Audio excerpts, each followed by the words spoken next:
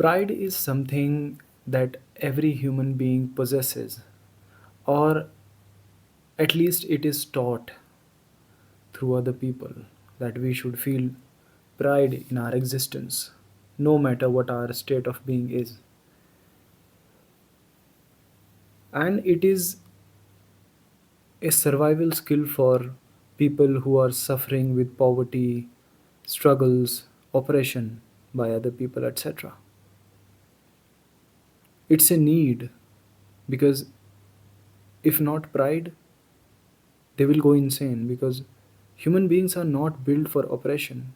They are not built to live under such poverty. And by poverty, I directly mean the relationship of currency, the relationship of having money in exchange of buying food or the necessary materialism that we should have in our lives. But not having it when we are into deep survival mode, then the only thing that can keep a human being sane in this insane society, in this insane humanity and worldwide insanity, is its pride only. So we take pride in everything, every possible thing that is around us, that we are wrapped around us. It could be religion. People feel pride, so proud about their religion, even if they are so poor, struggling, have so many family members, a lot of responsibility, constant struggle, anxiety, depression, violence, etc. But they have something with them to feel pride and exist when they are alone here. So when they are alone, when they are not surrounded by people, when they are talking to themselves, they have something. And then they start accepting poverty, struggle, oppression as a form of virtue, and they accept that it was their karma, or you know if they deserve it, or maybe they are born in a class of humanity that they probably deserve it, because society has played a very crucial game of making us believe into everything that they wanted to. The system has been very successful in brainwashing our minds, brainwashing our entire existence, our entire belief, our faith. So yes, now people who have been suppressed and oppressed by others take pride in whatever they have in their hands. Men take pride in being the male gender, even if they are poor, even if they are not able to do anything in the society, in front of the society's eyes, they feel proud when they get back to home. Sometimes they beat their children, they beat their wives, and you know the anger that comes from outside, they reflect that anger, anxiety, stress on their loved ones who they feel are physically weaker.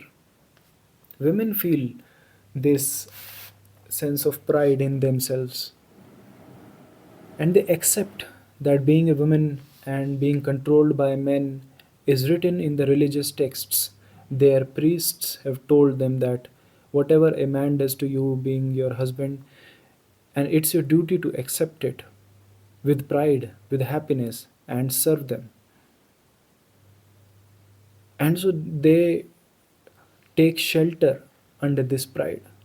Kids who are neglected, kids who are tortured and oppressed and beaten up by their parents, and whose dreams are snatched away, and whose survivability is snatched away, whose independence and freedom and their playtime is snatched away, they start taking pride and accept their parents' wrongdoings on them. They accept it as whatever parents do, they do it for their child's betterment. And so children should feel grateful in whatever condition their parents have brought them up in this society, in this world. They should be grateful about them. And so we take pride in everything, and we start accepting our failure or oppression as a virtue, and it keeps us sane. It keeps all the people sane, you know. And somehow, when we are unable to cope with all of that oppression, what oppression a man gets from his boss or other people outside who do not treat him so well, and so he takes it upon himself and reaches a state of trauma, and that trauma brings him into a state of shamelessness, and so he has to, reflect his anger, his oppression somewhere.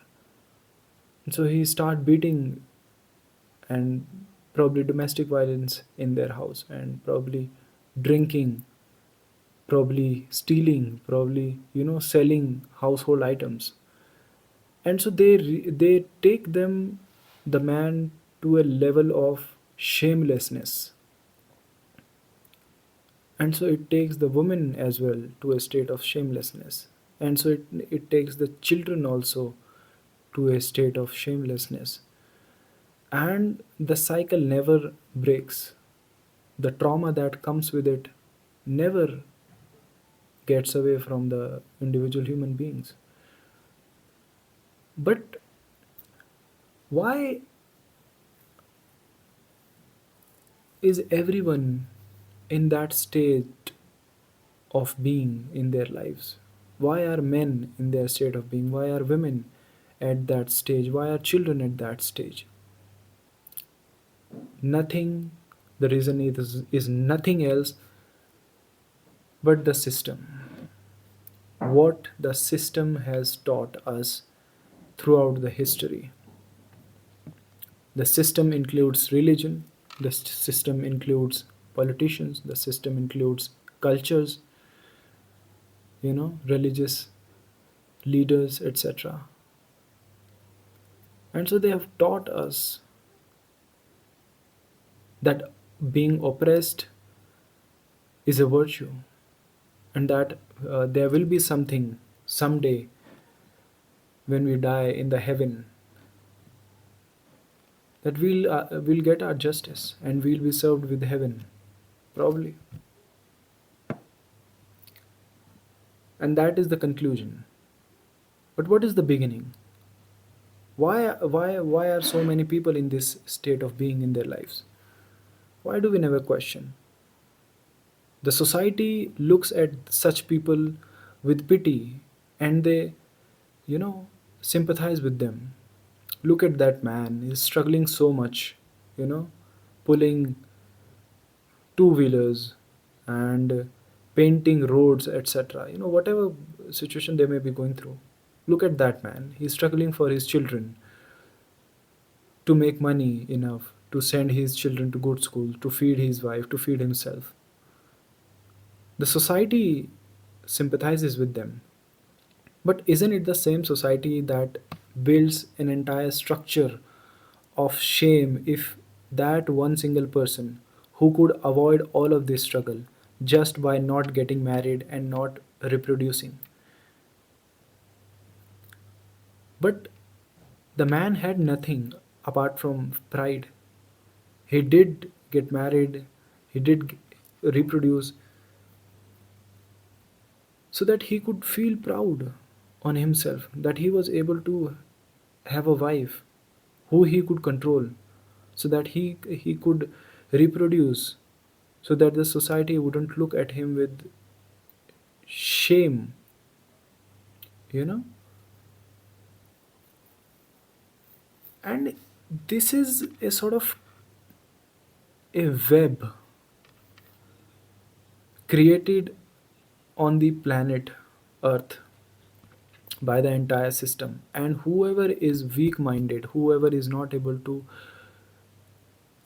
question individually for their own life, for their own best survival, they get trapped badly. And so society and the system plays a double faced game, that they firstly shame people who are weak minded, who will get shamed easily. They shame them if they do not become an integral part of the society, if they do not become an integral part of the economy of a country, if they do not become a responsible citizen, if they do not become a nationalist or a religious person. And it is the same society that sympathizes with them. You know, it's like it's the it's the government of a country that wants to have war with other countries to gain power, and they recruit needy young boys that are in desperate need, and they hire them and send them to borders to kill them. This is the same thing. And when they die, they pity, they sympathize with them, they sympathize with their families, and in compensation they give them some amount of money, and that's it. But it is us who are taking so much responsibility so that we can be easily targeted and captured by the system. But what if we would not be carrying so much responsibilities on ourselves deliberately after being shamed by them? What if they keep shaming us and we keep showing them our middle finger our entire life, not giving a fuck about them? So we will not fall into so much problem, we will not fall into so much need. We will only have to earn for ourselves and not for people who will be our responsibility. We would not be responsible for sending our children to such good schools, and inability in doing that will not cause us so much trauma because we are for ourselves. But isn't it a very cruel loop of oppression? So we accept it. We accept it as a virtue. Suffering, oppression, poverty as a virtue. Being burdened by all the responsibilities that we could deny, and comparatively we could live a much happier and healthier life. But it is the entire system that has done all the possible marketing, all the possible emotional, you know, promotions to lure all of us into taking all this responsibility upon ourselves. And so pride is the only last thing that keeps us sane. And when the ceiling hits, when all the pride is gone, people go insane. People start killing each other, people start going, being criminals, people start doing all sorts of things, or maybe they suicide, and the society sympathizes with them, at least on the superficial level, on the news channels, on social media, on newspapers, television, films, etc. They show all kinds of stories and further glorify poverty, oppression, suffering, inequality. They glorify it so a common brainless man accepts all of it as virtue.